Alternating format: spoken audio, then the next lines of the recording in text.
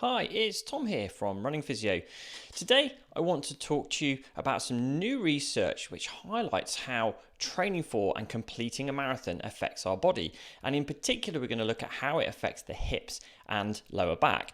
Now, I think it's really important for us to understand this because still out there seems to be this message that running is somehow damaging for your body. I'll never forget someone who came on Running Repairs a couple of years ago, and she had actually had a microdiscectomy for ongoing back and leg symptoms and had been told by her surgeon that she should never run again, shouldn't do any more running, even though it was something she really loved. And that can be quite disabling for people, and we really want to prevent those messages getting out there if they're unnecessary.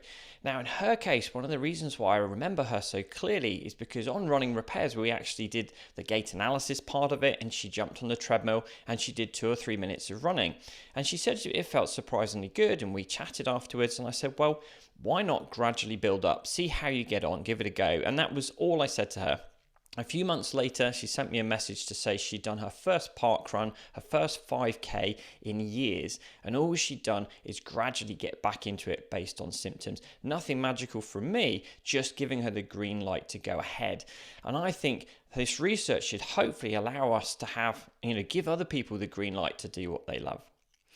If you'd like to find out more about managing back pain in runners, do check out our free webinar series. I've put a link in there for you to that. So let's talk about some of the research then. Now, most of the research in this topic recently has been done by Laura Horger and colleagues, and they actually had a look at a population that were runners, but they'd not done a marathon before. We had 28 of them altogether, and they did MRIs across 2 different studies before the training for the marathon and after they completed the training and the marathon itself. And in these MRIs, one of the studies they looked at the lumbar spine, and in the other studies they looked at the hips to see what they could find. Now, one of the things they found in both cases is that these were all asymptomatic runners, so no symptoms at all. The abnormalities were really common. So in the MRI of the asymptomatic runners for their lumbar spine, 61% of them had evidence of degenerative disc disease. In the MRIs of the hips, 90% of them had evidence of some form of abnormality. So these are asymptomatic runners, and we see this in similar studies of the knee as well. Around 36% of asymptomatic runners in Horger's study of the knee also had meniscal tears. So we see across the hips, the knees, the lower back that these abnormalities and scans are there even in asymptomatic populations. So that's quite good. We know that they're normal findings.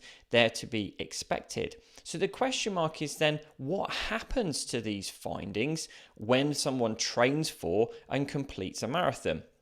Well, in their study of the spinal MRIs, when they looked at them after the marathon, what Horger et al. Were able to conclude is that running 500 miles over 4 months plus a marathon for the first time had no adverse effects on the lumbar spine, even when early degenerative changes were present. Now, this is really encouraging. They found that these degenerative disc changes that were there in over 60% of participants didn't worsen despite all this training and despite completing the marathon, which is really encouraging. And in one case, they found quite moderate disc degeneration at L5S1. I believe they graded it as a grade 3 change here. And they found no obvious worsening comparing pre-training and completing the marathon to after training and completing the marathon. And this was similar in the studies of hips too. They found some quite advanced changes, particularly in the labrum, but these things didn't seem to worsen after the event too. So we've got some really positive messages to give to people. We can see that abnormalities are common in asymptomatic people. We can see that on the whole, they don't seem to worsen.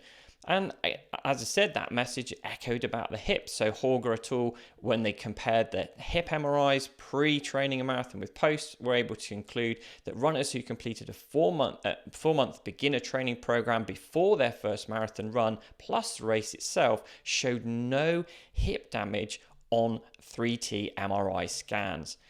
So this is really, really encouraging. And I think there's lots of positive messages that we can take from this from our runners, that running, even training for a marathon, even completing 500 plus miles on a marathon itself, is not going to cause damage in your hips. It's not going to cause damage in your back. It's not going to cause damage in your knees.